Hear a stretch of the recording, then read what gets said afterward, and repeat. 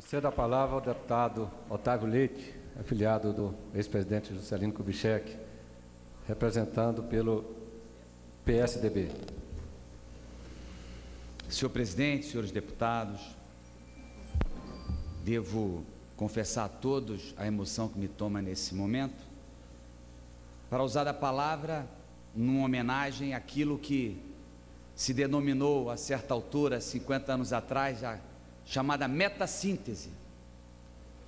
dentre as 31 metas estabelecidas pelo grande brasileiro Juscelino Kubitschek de Oliveira, quando assumiu a presidência da República e resolveu impulsionar a nação para uma dimensão nova no seu futuro. Aquilo que se denominou por muitos como um salto no tempo, 50 anos em 5. Aquilo que não foi produto, e aquilo é exatamente Brasília, essencialmente da vontade do homem, mas foi o seu respeito à coerência da vontade constitucional brasileira, dos idos de 1891, quando àquela altura a Constituição consagrou a ideia do quadrilátero, local onde deveria, a certa altura do Brasil, em determinado instante, convergir para vir a ser a sede da nossa República. E que houve por bem os constituintes de 46, quando deixaram bem claro no artigo 4º das disposições transitórias que a capital haveria de ser transferida para o Planalto Central. Portanto, havia nessa decisão uma legitimação inequívoca do ponto de vista jurídico, dando, portanto, eficácia à norma. Juscelino, naquele instante, na sua campanha eleitoral, no município de Jataí, ali consagrou a vontade e mais adiante a palavra e mais adiante a concretização da palavra. Lembro que inclusive foi aprovado pelo Congresso Nacional sem maior dificuldade, não sei se por unanimidade, mas sem qualquer dificuldade, a definição da data para a transferência, inclusive pela oposição. Então havia, portanto, é preciso contextualizar um significado histórico e uma vontade plural no Brasil para que a capital se situasse num ponto equidistante de todos os pontos do nosso país. Para concretizá-la foi feito um concurso, 32 programas e planos de grandes mestres da arquitetura, e houve por bem Lúcio Costa, em 2 belos e rápidos traços, definir o espírito que consagrou o plano piloto. A cidade seguiu seu curso na história, como tantas e tantas cidades, e em particular do Brasil, sendo aquilo que denominamos o primeiro e o terceiro mundos por conta das vicissitudes econômicas, sociais, das disparidades econômicas, e ela não foge a esse receituário que está pleno e caracterizado em qualquer cidade brasileira, onde você tem eixos mais desenvolvidos e eixos mais atrasados, e aí está o desafio de fazer do mundo um mundo mais justo, mais igual, e ele prossegue em Brasília e em qualquer canto do Brasil. Mas a abertura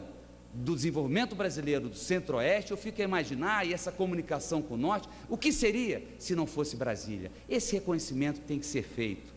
O Rio de Janeiro, da onde venho como representante, e falo com toda a abertura e do alto da minha compreensão, da minha consciência, do meu coração, o Rio deixou sim de ser capital federal, mas prosseguiu sendo a capital cultural do Brasil, e ainda há por lá inúmeros órgãos importantes, o BNDES, a Petrobras, a FUNAT, inúmeros institutos nacionais do câncer, Instituto Nacional do Surdo, do Cego, que são exemplos importantes, a Escola Superior de Guerra. Enfim, eu queria lembrar, e faço esse elenco, porque Juscelino Kubitschek, quando transferiu Brasília, houve por bem também deixar no Rio de Janeiro algumas instituições importantes da República,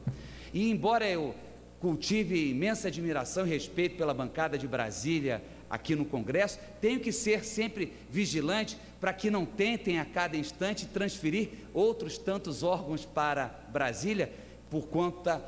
enfim, de uma legítima aspiração, mas não foi esse o legado de Juscelino. Juscelino quis que a Escola Superior de Guerra prosseguisse no Rio de Janeiro. Nós lutamos para que ela prosseguisse e ela prosseguiu no Rio de Janeiro. Então, com todo o respeito que eu tenho à bancada de Brasília, é bom lembrar que Juscelino, ele, quando terminou o seu governo, ele foi morar no Rio de Janeiro, que prosseguiu sendo, portanto, a Guanabara de todos os tempos no Brasil. Era para ter vindo morar novamente em Brasília, mas a ditadura militar não permitiu. Isso também tem que ser lembrado. Brasília, portanto, senhor presidente, é importante, e aí concluo, histórica. E é isso, a dimensão maior do que representa, né? A cidade, evidentemente, ela não tem culpa dos desvios e a má conduta de homens que, porventura, vieram em seguida e lhe causaram algum dano moral, mas o fato é que é preciso, inclusive, reconstituir um dado importante, e isso sempre me deixava preocupado, porque muito se fala e muito se propaga que Brasília, para se construir, se gastou muito e endividou o Brasil. Mas Juscelino dizia algo muito importante, que esse plano de ocupação, ao sabor dos tempos futuros, ele iria paulatinamente, por conta da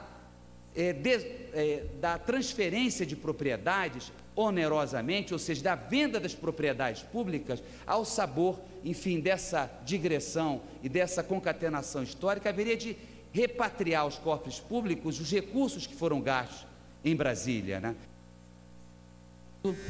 E aí concluo, para o Tesouro Nacional, aquilo que foi despendido com a construção de Brasília, ele não tem culpa, hipótese nenhuma, se fizeram equívocos e adotaram posturas equivocadas, mas na engenharia macroeconômica da construção, ali estava também a sua restituição, a sua compensação. Portanto, é isso, como aqui já se disse muitas vezes, Brasília é o produto da coragem, da ousadia, da perseverança de milhares de brasileiros, sobretudo os heróicos candangos, aqueles anônimos que aqui vieram, que sobre a batuta do que eu intitulo o maior presidente da história do Brasil, conseguiu erguer no nosso Planalto Central, aqui, Brasília, essa construção maravilhosa, de traços modernos, enfim, daquilo que representa algo realmente formidável para a epopeia brasileira. A ideia, a força de um homem, com a sua coragem, com a sua perseverança, com a sua ousadia, com a sua tranquilidade, com a sua paciência. Um grande homem da nossa história e merecedor da nossa reverência. E a sua obra maior, Brasília, a nossa homenagem a todos os brasileiros, o nosso apreço e nossa admiração. Meu muito obrigado, senhor presidente.